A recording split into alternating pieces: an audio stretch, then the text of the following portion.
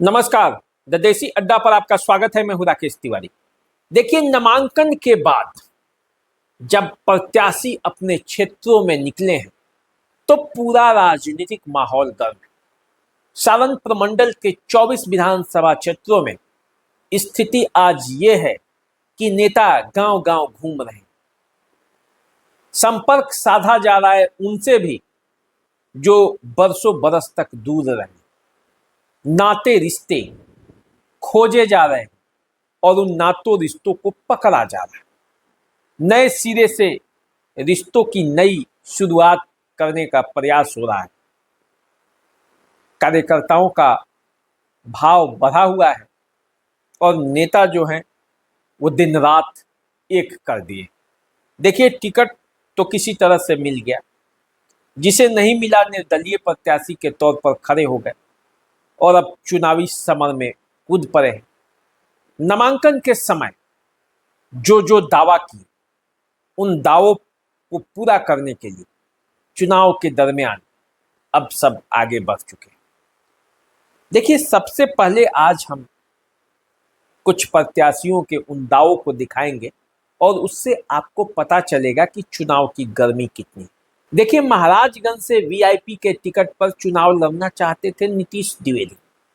वो एक युवा चेहरा जो महाराजगंज की राजनीति में एंट्री मारकर चाहता था कि विधायक बन जाए, पहले ही प्रयास में।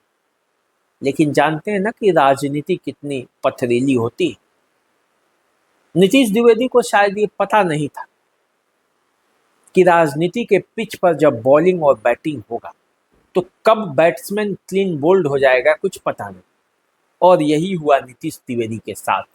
जिस वीआईपी के टिकट का वो दंभ भर रहे थे, उस वीआईपी के जो सुप्रीमो है मुकेश सहनी, उनका क्या हाल हुआ ये बिहार के लोग जानते हैं। नीतीश द्विवेदी का तो छोड़ दीजिए। तब नीतीश द्विवेदी ने नामांकन कर दिया है महाराजगंज से, और नामांकन करने के बाद जो उन्होंने कहा उसको पूरा करने के लिए अब क्षेत्र में लगे हुए। देखिए, नामांकन के बाद उन्होंने क्या कहा था। पानी को आग, आग को पानी ना कहेंगे।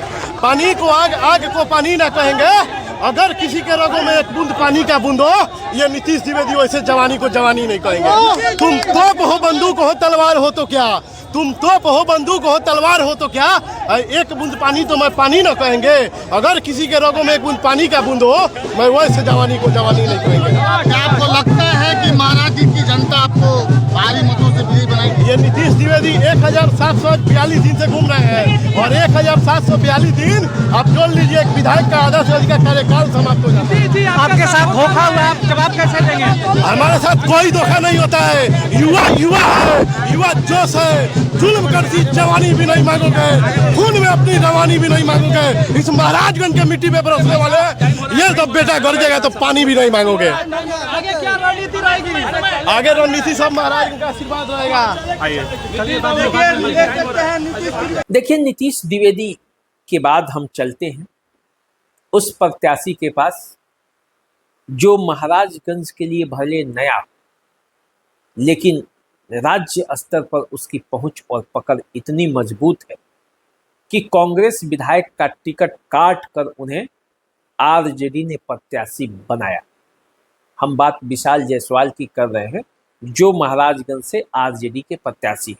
नामांकन के बाद उन्होंने भी जबरदस्त तरीके से कहा, और उन्होंने जो कहा वो एक बार आपको सुनना चाहिए। एक बार महाराजगंज की जनता भरोसा करके देखे, तेजस्वी जी और हम लोग मिलके बिहार बदल देंगे, नया बिहार बना देंगे। देखिए, प्रत्याशियों की कमी नहीं है। बीजेपी के बड़े नेता जनक सिंह जब नामांकन कर लौटे, उनके सभा में अमित शाह भी थे।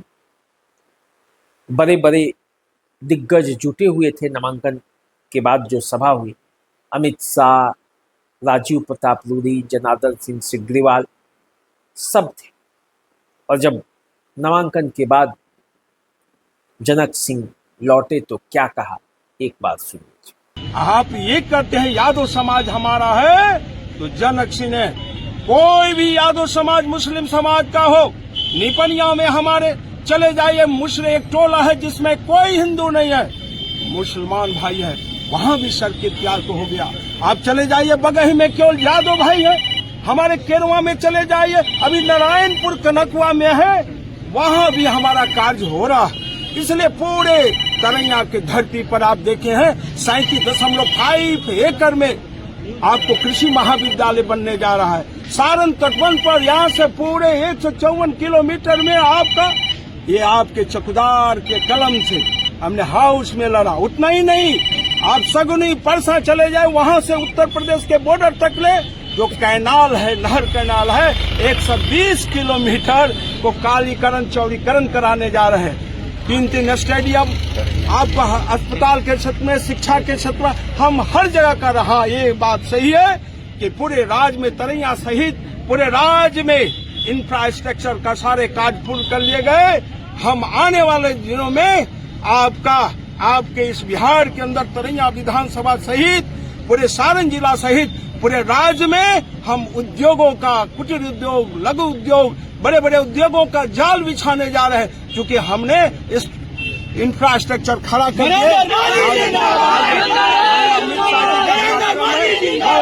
अंतिम दिन ही सभी ने अपना नामांकन किया और उसके बाद स्क्रूटनी का काम जारी है, लेकिन प्रत्याशियों के जोश में कोई कमी नहीं। नामांकन करके उसके बाद वो क्षेत्र में है, लगातार जनता के संपर्क में और उनके दावों में दम है।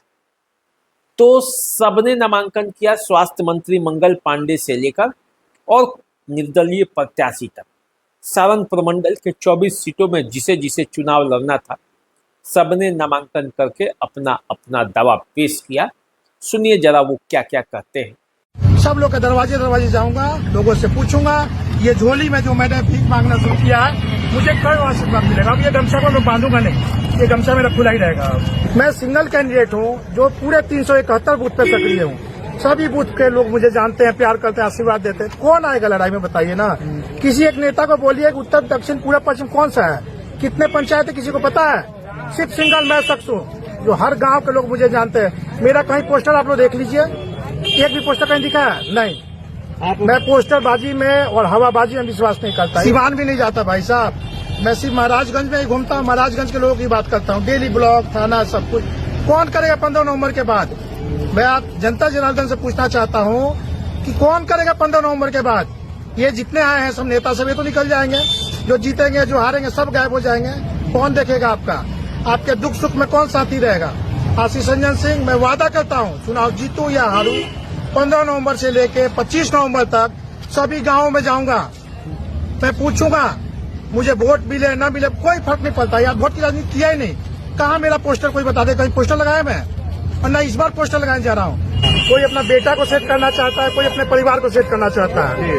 राजनीतिक पार्टी कोई अपनी पत्नी को दे रहा है टिकट, वो मेरे से राजनीति नहीं होगी। मैं वोट की झोली को भरना है, इस झोली को भरना महाराज की जनता से। मैं आज तक बांध के रखता था, आज के बाद बांधूंगा नहीं। देखिए, प्रत्याशियों के दावे को तो आपने सुन लिया और इन दावों में कितना दम है वो जब चुनाव होगा 6 तारीख तक तो आपको पता चलेगा कि आखिर इनका दावा जो है उसमें कितना सफल उतरते हैं और मतदाता कितना इनकी बातों को तरजीह देते हैं, इनको वोट देते हैं। तो उसके लिए तो आपको इंतज़ार करना पड़ेगा। अभी इनको भी मेहनत करना है, तो मेहनत करते रहें, हम भी मेहनत करेंगे और आपके लिए खबर ढूंढ ढूंढ कर लाएंगे। आप हमारे साथ बने रहिए, देखते रहिए द देसी अड्डा। चैनल को सब्सक्राइब कर लीजिए, फेसबुक इंस्टाग्राम पे में फॉलो कीजिए। अभी दीजिए इजाज़त, नमस्कार।